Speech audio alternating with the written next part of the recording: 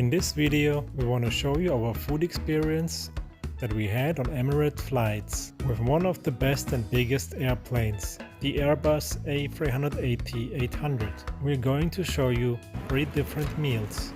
Let's start with the breakfast. This is a cheese omelette with potatoes, a sausage, a banana bread, yogurt, muesli bar and a fresh fruit salad. This lunch meal is a slow braised beef in brown sauce served with green beans and carrots.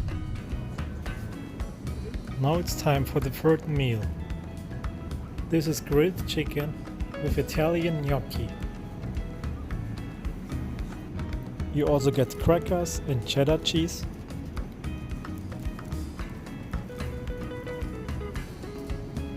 The appetizer is a barley salad, and for dessert you get a chocolate tart.